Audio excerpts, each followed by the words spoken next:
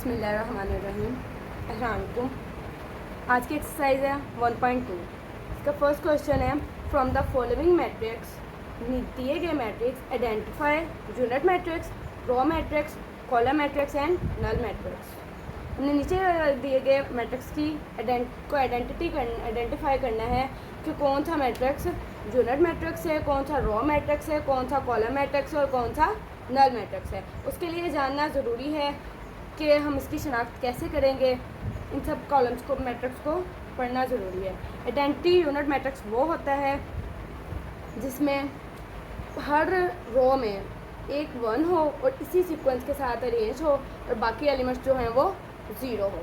Row matrix वो होता है जिसमें एक ही रो हो और कॉलम मैट्रिक्स वो होता है जिसमें एक ही कॉलम हो। नल मैट्रिक्स ऐसा मैट्रिक्स है जिसमें सारे के सारे एलिमेंट 0 होंगे। सपोज अब हम चलते हैं क्वेश्चंस की तरफ। हम देखते हैं क्वेश्चन नंबर 1A। इसके तमाम एलिमेंट 0 है तो अब हमें पता चल रहा है ये क्या है, नल मैट्रिक्स है।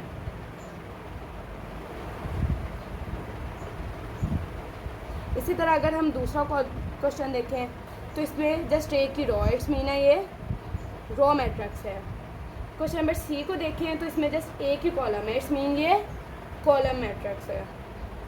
और अगर हम D को देखें तो इसमें फर्स्ट एलिमेंट 1 है, बाकी 0। इसमें सेकंड में इसी सीक्वेंस के साथ एलिमेंट 1 है और फिर 0, इट्स मीन है ये आइडेंटिटी यूनिट मैट्रिक्स है। और क्वेश्चन नंबर E को देखें, जस्ट 0 है, इट्स मीन ये नल मैट्रिक्स है। इसमें जस्ट एक ही कॉलम है, इसलिए ये कॉलम मैट्रिक्स है। अब चलते हैं क्वेश्चन नंबर 2 की तरफ। From the following matrix identify, दिए गए मैट्रिक्स को आइडेंटिफाई करें।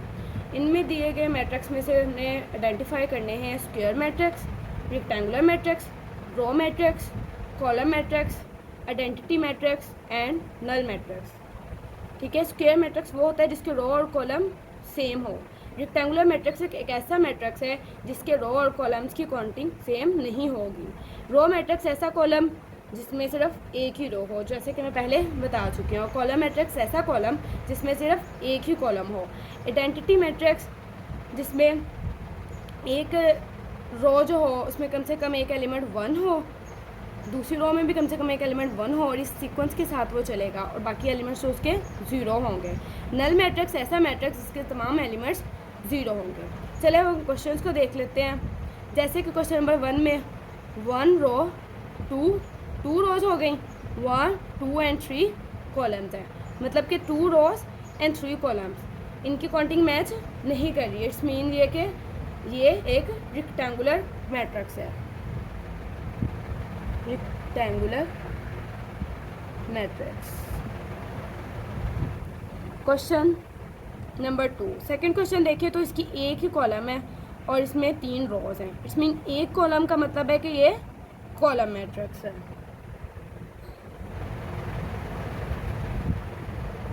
चलते हैं क्वेश्चन नंबर 3 की तरफ। क्वेश्चन नंबर 3 में 2 रोज एंड 2 कॉलम्स हैं। इट्स मीन कि ये एक स्क्वायर मैट्रिक्स है क्योंकि इनकी तादाद सेम है। इसी तरह क्वेश्चन नंबर 4 में भी 2 रोज और 2 कॉलम्स हैं। इट्स मीन इनकी तादाद सेम है, तो इस तरह से ये एक स्क्वायर मैट्रिक्स हुआ।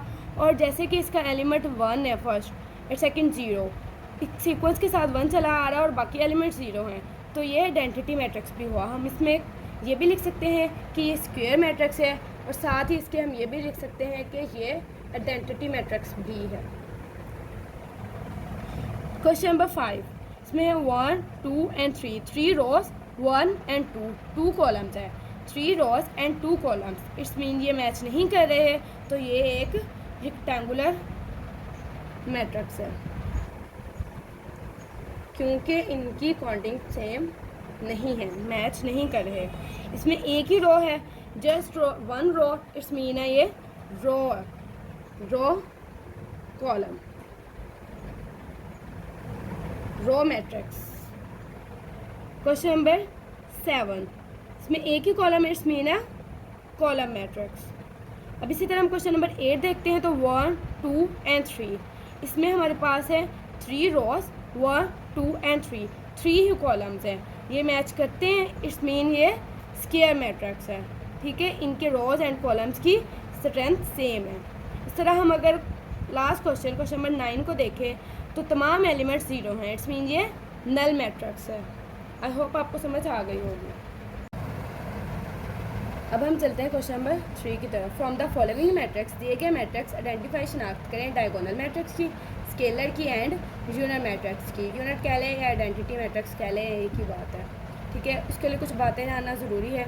सपोज अगर यहाँ पे इस तरह कोई मैट्रिक्स आपको दिया गया हो, डायगोनल्स में डिजिट जा रहे हैं, चाहे डिफरेंट हो, ठीक है, बाकी इस डायगोनल में डिजिट्स होने ज़रूरी हैं, बाकी एलिमेंट्स 0 हों, तो ये होगा डायगोनल मैट्रिक्स, ठीक है, ये होगा डायगोनल मैट्रिक्स। अगर सपोज करें कि हमारे पास सेम हो एलिमेंट, डायगोनल में एलिमेंट सेम जा रहे हैं, तो इट्स मीन है स्केलर मैट्रिक्स, तो ये होगा स्केलर मैट्रिक्स। और अगर हम आइडेंटिटी मैट्रिक्स की बात करते हैं तो शर्त है कि हमें लाजमन यहाँ पे एलिमेंट जो है डायगोनल में वो 1 चाहिए, 1 ही होना चाहिए, तो फिर वो होगा आइडेंटिटी मैट्रिक्स। अगर यहाँ पे कोई भी डिजिट हो बट सेम हो तो वो होगा स्केलर मैट्रिक्स। इस तरह हम बाकी क्वेश्चंस को देख लेते हैं।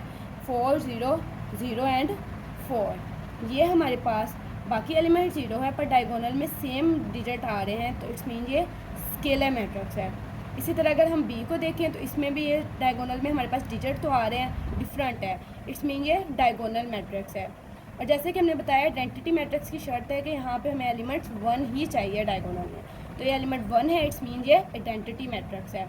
इस तरह अगर हम डी को देखें तो यहाँ पे 3 एंड 0, जस्ट 3 है और बाकी सारे एलिमेंट जो हैं वो 0 है, इट्स मीन है डायगोनल मैट्रिक्स।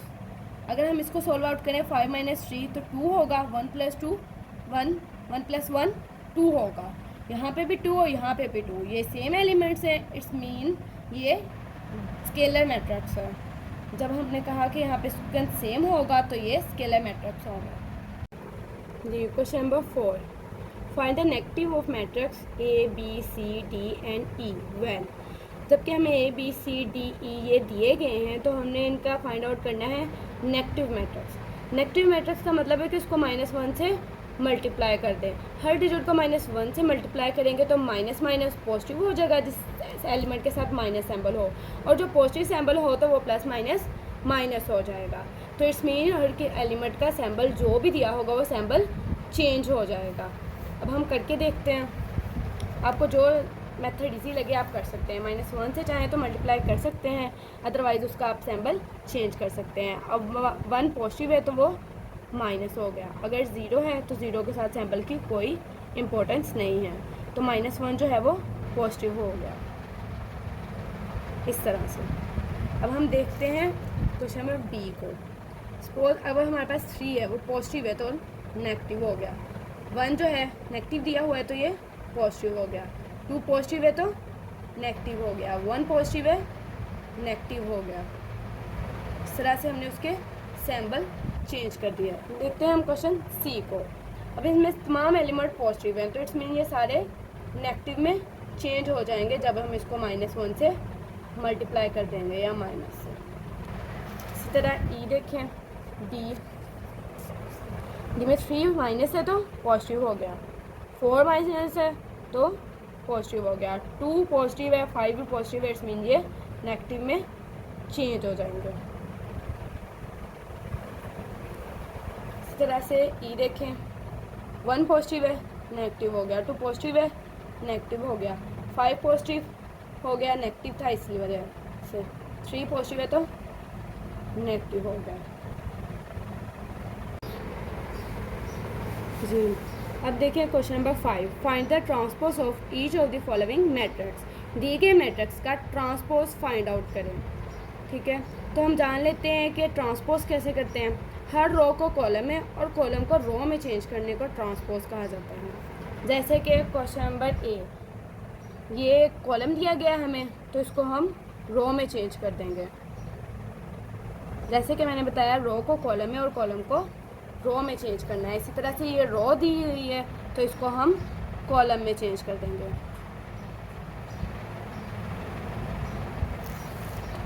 अब हर रो को हम कॉलम में चेंज करेंगे। जैसे कि हमने बताया रो को कॉलम में और कॉलम को रो में चेंज करेंगे। तो ये रो 1 2 कॉलम 2 -1 3 एंड 0। इस तरह से इनके रोज जो थे वो कॉलम में चेंज हो गए और जो कॉलम था वो रो में चेंज हो गया। फिर अब हम देखते हैं क्वेश्चन नंबर डी।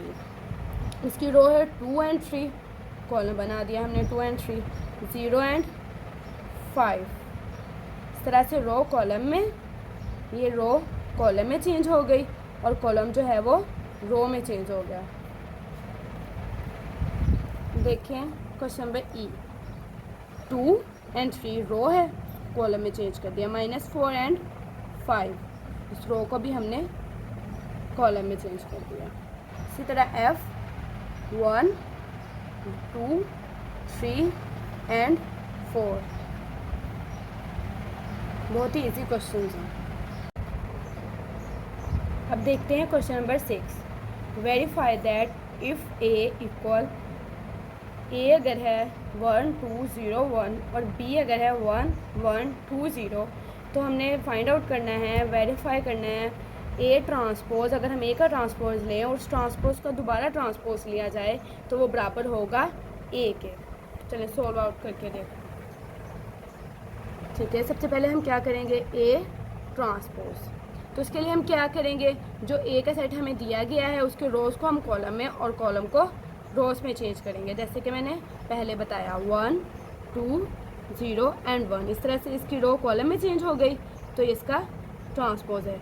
अब देन हम ट्रांसपोज का दोबारा ट्रांसपोज लेंगे, again transpose, A transpose transpose. तो अब क्या होगा 1 0, फिर से वो रो कॉलम में चेंज होगी 2 1। तो क्या ये ए के बराबर है, हम मैच करके देखेंगे, 1 2 1 एंड 2 0 1 0 एंड 1, तो ये मैच कर रहा है। It's mean hence prove that, ये बात प्रूव हो गई कि अगर हम ट्रांसपोज का ट्रांसपोज लें तो वो अपने रियल सेट के ही बराबर होता है। इट्स मीन ए ट्रांसपोज का ट्रांसपोज बराबर है ए के। इसी तरह से हम इसका सेकंड क्वेश्चन देख लेते हैं। बी की वैल्यू है 1 1 2 एंड 0, तो हमने फाइंड आउट करना है बी ट्रांसपोज इक्वल होना चाहिए बी के। तो सबसे पहले हम क्या करेंगे, बी का ट्रांसपोज लेंगे, उसकी रोज को कॉलम में चेंज करेंगे 1 1 2 एंड 0, तो ये हो गया बी ट्रांसपोज। अब देन अगेन हम इस ट्रांसपोज का ट्रांसपोज लेंगे, बी ट्रांसपोज इट्स मीन 1 2। अब इसकी रोज को भी कॉलम में चेंज करेंगे 1 एंड 0, तो क्या अब ये बी के बराबर है, मैच करके देखेंगे 1 and 1 first row 1 and 1, second row 2 and 0 2 and 0। It's mean कि आंसर बराबर है। प्रूव हो गया कि अगर हम बी का ट्रांसपोज लिया हमने और उसका फिर से ट्रांसपोज लिया तो वो बी के ही बराबर है। B transpose equal B.